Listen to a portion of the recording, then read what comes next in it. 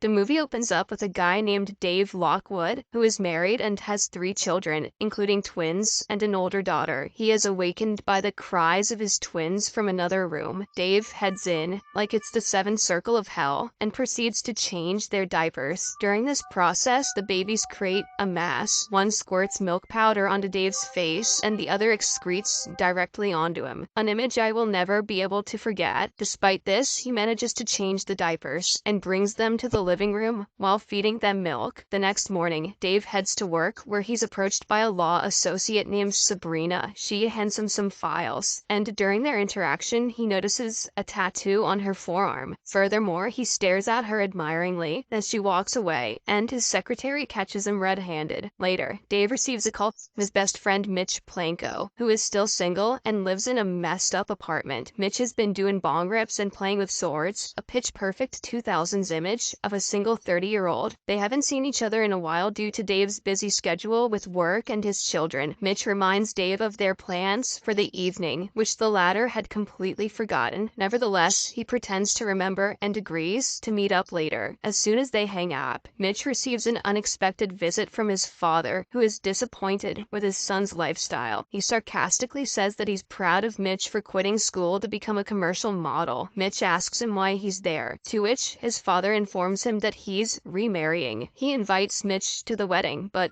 Mitch denies. Later in the evening, Dave is giving his twin children a bath when his wife Jamie returns home from work. She reminds him about their scheduled dialogue night appointments, but Dave has forgotten this as well. It turns out their counselor urged them to have a private conversation once a week, but they haven't done so in 3 months. Dave apologizes and requests Jamie postpone it one more time. A little while later, Mitch picks up Dave, and the two friends head to a bar. There, they enjoy their drinks while watching a baseball game. Before long, their conversation turns to life matters. Dave inquires about Mitch's dating life, and the latter proceeds to share his experiences with various women he's been involved with. He even shows Dave a picture of his current intimate partner, Tatiana. Seeing this, Dave comments on how she reminds him of beautiful Sabrina. He begins to contemplate whether he made the wrong choices in life by settling down early and taking on a 9-to-5 job when he could have had the freedom like Mitch. However, Mitch counters this by expressing envy for Dave's life, pointing out that Dave is already on his own ground and has a loving family that prevents him from feeling lonely. Let's not forget there's a third type of guy out there, being single in your 30s and not looking like Mitch. Upon exiting the bar in a drunk state, they make their way to a nearby fountain to relieve themselves. During this, they wish that they had each other's lives. Just then, the city's lights go out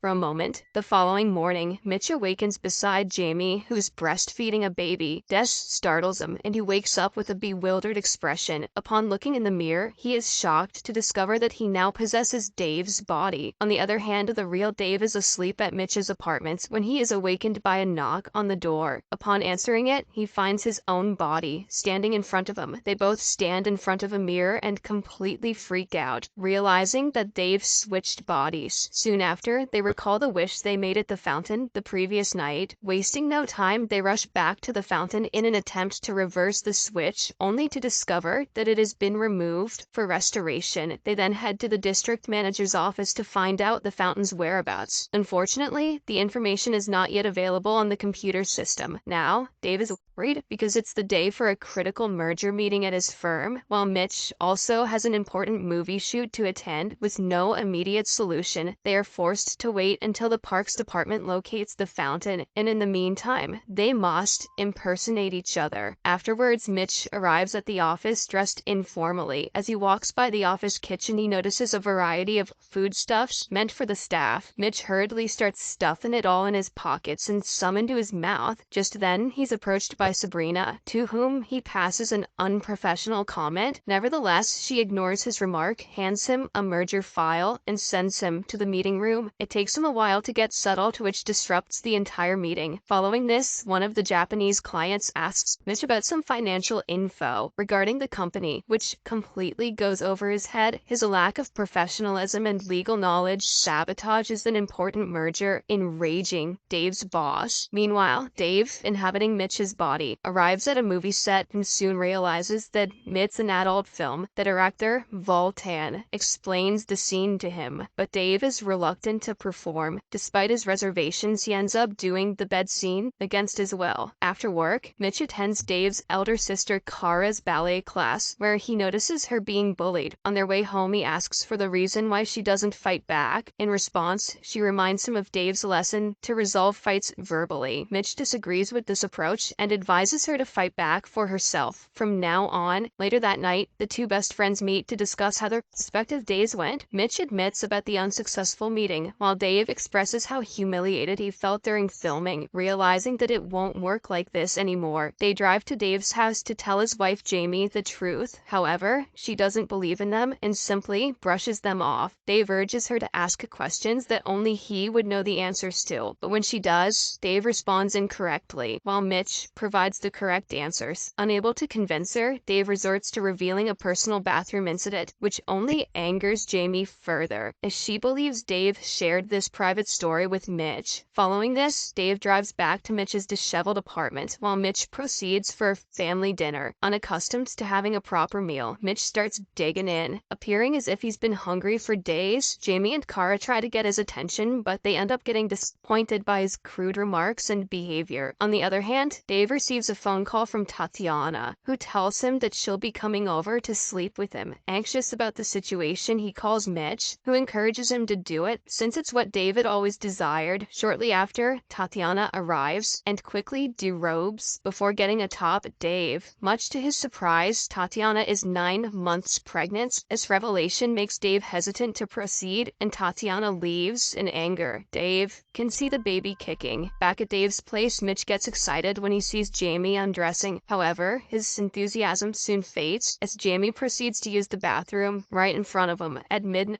the cries of the twin babies awakens them, and Jamie tells Mitch that it's his turn to feed them. Mitch initially refuses, but the enraged Jamie kicks him out of bed. Not knowing what to do, he carries the babies like sacks to the kitchen and calls Dave for help. While on the phone, the babies begin to play with dangerous objects like knives and electrical sockets, causing Mitch to struggle to keep them safe. Unable to stand this lifestyle, Mitch orders Dave to locate the fountain at all costs. The next day, Dave revisits the district office and submits a request form to locate the fountain. He gets furious when he learns that the approval process could take up to 3 weeks. He then goes to his place to share the news with Mitch. Before that, he notices Jamie in tears. When asked, she confides in him about her husband's strange behavior. She also expresses her feelings of loneliness and Dave's lack of attention. Dave is saddened by her words, but feels powerless to change the situation. Later on, he informs Mitch about the lengthy approval time, which infuriates the latter as well. Mitch declares that he can't endure this life any longer and contemplates quitting. However, Dave tells him not to give up and lectures him on being a responsible grown-up man. After a while of deliberation, Mitch agrees to play along. Following this, Dave teaches him everything about himself, including the formal outfits, his daily routine, baby handling techniques, and so on. While at the office, Sabrina informs Mitch about the resumption of the merger, which relieves Dave. Just then, Mitch introduces Dave to Sabrina and urges the two of them to go on a date. He goes on to ramble and sets up Dave on a sudden date with Sabrina because Mitch also has a crush on her. After Dave leaves, Mitch receives a call and he's surprised to hear his father's voice from the other end. Unaware of the swap, Mitch's father calls him for a brief meeting, believing him to be Dave. Later, Mitch, now inhabiting Dave's body, meets with his own father, who tells him about his second marriage. He seeks his help in convincing his friend, who is Mitch himself, to attend the wedding, admitting that he wants his son to be there. As their conversation unfolds, the old man asserts that his son is a quitter, which deeply upsets Mitch. He then takes it as a motivational factor and vows to become a better version of Dave. From that day forward, Mitch makes a concerted effort to be a better dad, adapt professionalism at work, and strike a better balance between his professional and personal lives. One evening, Mitch attends Kara's ballet performance with Jamie. He foul-mouthedly cheers Kara when she fights back the bully. That night, Mitch seduces Jamie to bed. He tries to get aggressive as he's used to doing with other women, but Jamie wants to do it affectionately. This causes Mitch's arousal to cool down, making him frustrated. In response, Jamie cradles him, and he appreciates the comfort that he's never felt before. In the morning, Dave meets Jamie at the grocery store and asks how she's doing. She shares that she feels better because her husband has started to pay more attention to her, as well as to their children. Dave feels relieved to hear this. A few days pass pass by, and we see that Mitch has now adapted to Dave's responsible lifestyle. On the other hand, Dave takes full advantage of being Mitch. He spends his days watching movies, playing baseball, smoking the reef, visiting zoos, and more. However, he's still not ready when it comes to going on a date. As a result, Mitch goes to his apartment and helps prepare for the upcoming date. Afterwards, Dave meets Sabrina at a classy restaurant. He appears pleased to see her, but Sabrina clarifies that it's not a date and that she's only there because her boss instructed her to attend. Hearing this, Dave suggests that they leave, but Sabrina's hungry, so she tells him to stay. During their meal, they initiate some basic conversation and gradually start opening up to one another. As they go on talking, they actually start to enjoy the evening. After dinner, Sabrina suggests doing something adventurous that they'll regret in the morning, and they both decide to get tattoos. Following a wonderful evening, Dave walks Sabrina home, and before parting ways, she asks him to call her because she has changed her mind about it not being a date. In the morning, Jamie reminds Mitch that their anniversary is approaching and plans to throw a small party. When Mitch brings up his best friend, Jamie reminds him that Dave doesn't want Mitch to join them because he's afraid